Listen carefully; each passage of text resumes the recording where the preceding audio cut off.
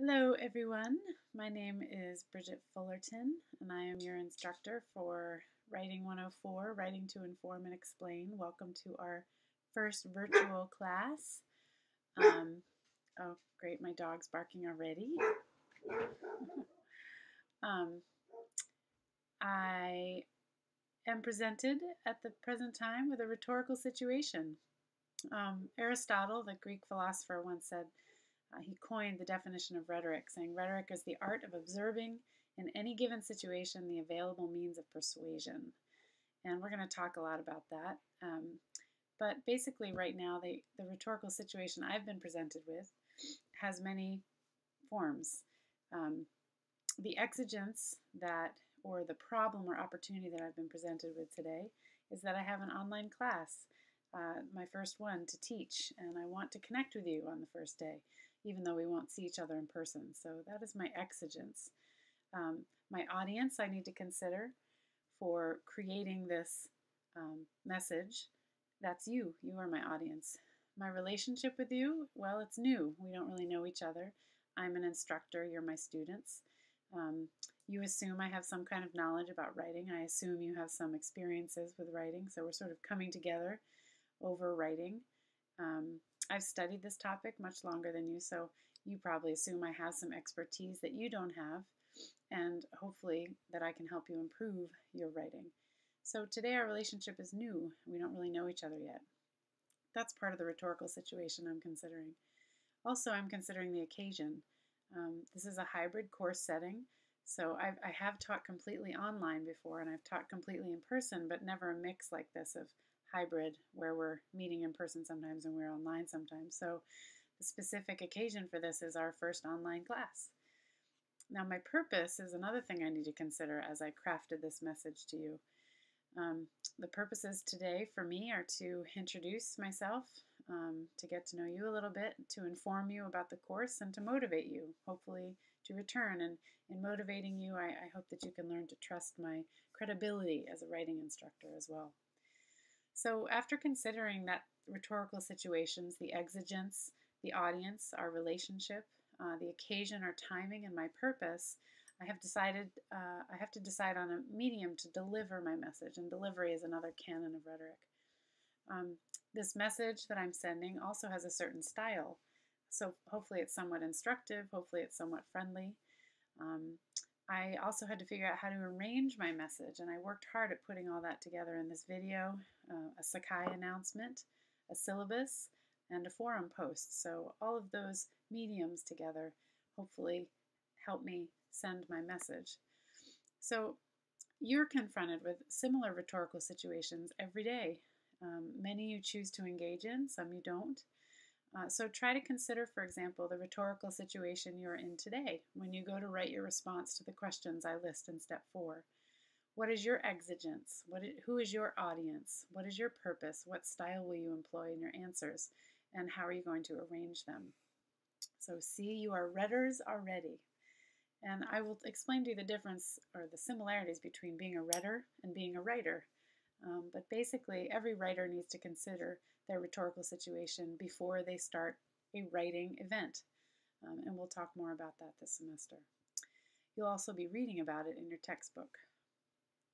So this video is one of the modes that I chose to use to deliver my message today. I also wrote a forum post and a syllabus that delivers more of my message in the mode of alphabetic text. We will talk more about modes and modalities and multimodality in this course, but for today, here are just a few important reminders. For one, be sure to read carefully through the syllabus and make notes. Those are also called annotations in the margins when you find important items that you think might be on the quiz. And take the quiz only after you've done this, but read the syllabus quickly because you got to take the quiz before class ends today.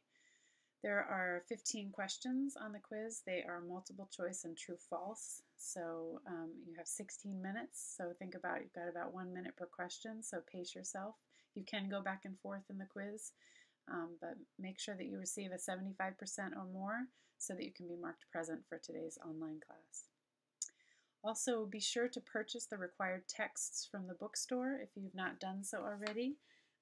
We have portfolio keeping is one of the texts. I'm not sure if this is backwards. Sometimes it goes backwards on video. And you have the Harbrace Guide to Writing, which is another text made especially for students of the University of Rhode Island, so you can feel special about that. And where's my other one? It's a little Seagull handbook, right here. And this is just this is a great guide to have. You should keep it for the remainder of your time here. It has all kinds of just general guidelines for like MLA style, APA style, integrating sources, annotated bibliographies. It's a really good reference book for you to have in any course that you're required to write in. So I suggest you hang on to that one. But make sure you get those 3 books because you have some assignments in them already for next Tuesday. So if you haven't gotten them already, please do so. Make sure that also you always bring these texts to class, especially the ones that are listed on the syllabus for that day, because being prepared and to contribute to class based on your reading is an important part of your grade. Also, don't forget the last part of step 4, which is to label and save your class intros and thoughts on writing responses to your Sakai Dropbox. So whatever you put in the forum, I'd also like you to save as a Word document to your Sakai Dropbox. In this class, you're going to be acquiring many artifacts of your writing, and some of which you'll use to show how your writing has grown, has changed, has improved by the end of the course. I call these little evidences of your writing artifacts, and you'll be using your Sakai Dropbox as your virtual working folder for this course, and we'll talk about what a working folder is when we talk about portfolios a little bit more. But just get used to organizing, labeling, and saving everything you do that's related to your 4 projects and portfolio in that Sakai Dropbox. So any good researcher basically is a good cataloger. You want to make sure you label things well with a date and a title that shows you what's in that file, and you put it in the same place, in a safe place as well. A few thoughts on class courtesy. Obviously, I can't see you for online classes like today, but I highly suggest that you find a quiet and spacious place to set up for each online class. I set up at my desk here. It's pretty quiet, well, at least now that the baby's asleep. Have your earphones on, your textbooks at hand, and put away your cell phones so you can focus. Yes, I mean you checking Facebook right now on your smartphone. Put it away and listen to me. In class, I'm pretty good at noticing students on their phones because we do so much class discussion. I can kind of tell who's not engaged. Sometimes I might have you bring a laptop to class, and those days are fine for having that on your desk and using it. But I will let you know after class if I've noticed you checking your phone more than contributing in class, and I'll consider you absent for that day. So basically, it's really rude to be on your cell phone. I'm not on my cell phone ever in class, so just don't do it. Also, writing often requires us to write about topics that we're passionate about, and sometimes those topics can be controversial, and I totally welcome this. But I also teach in an inclusive classroom, so meaning that all races, creeds, genders, religions, sexual orientations, diet types are welcome and honored. So please respect each other. I take that really seriously. You can certainly disagree, that's great, but do it respectfully. And if you can't handle that, then don't take the course. Okay, so finally, read the syllabus carefully, take the quiz, respond to the forum, save the responses to your Dropbox. Then be sure to go get your textbooks if you haven't done so already, and prepare by doing the readings and assignments for Tuesday. Remember the syllabus right now is complete except for the class schedule section. I'm still working out some details with the schedule, so I will have that up by next class. So just make sure that you look at that. But the assignments for Tuesday are fine. They are as they are listed now. But you may not want to print it out until it's complete. And one thing about the homework assignment, aside from the readings and response questions for homework, you have one other assignment that I hope you'll actually enjoy. One of the homework assignments is to bring in a memoir artifact. And this is important, so listen up. I want this artifact to be some kind of material item, something you can see, touch, smell, taste, or hear that relates to the major you have chosen at URI. or that relates to the major you're thinking of choosing because you're interested in it or you're good at it. So again, bring in an item of some sort that relates to or represents your major. It can be a photo, it can be whatever. It should be something special to you or meaningful, or in some way show how or why you got into this major. Or it may simply represent the major to you in some way.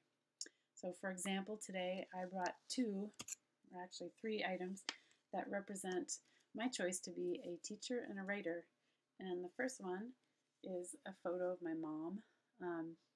She was a lifelong, when she started teaching in her 20s, she was a biology teacher. You can see her here on the beach with some shells and some crabs, like just some crab shells. She loved to go beachcombing, and she brought a lot of this stuff into her classroom. She was a biology teacher, and she loved nature. So she was a major influence in my life in becoming a teacher. So that's a sample of an artifact you might bring in. Also, I have two copies of the book Bird by Bird by Anne Lamott. It's one of my favorite texts. I've taught from it before, but she talks about, it's just a hilarious text about, writing and how difficult it is to be a writer. And I've gotten much comfort from this text, and I enjoy teaching from it. So this is also something that reminds me of why I am a writer. So something like that. But be creative. Do whatever you want. Bring in something that, like I said, you can taste, touch, smell, hear, whatever. It can be a song.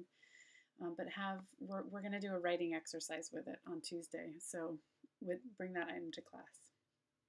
I think that's everything. So thanks for listening. I hope I met the rhetorical situation successfully today through my video, my forum post and syllabus that I have. I hoped to introduce myself, inform you a little bit about the course, and motivate you to come back. So hopefully we will see you in person on Tuesday. And if you have any questions in the meantime or get stuck today as you go through the quiz or posting your forum or finding the syllabus, email me, and between playing with my baby, I will answer your emails as soon as I can. All right, thanks. Have a great weekend, and I'll look forward to seeing you next week.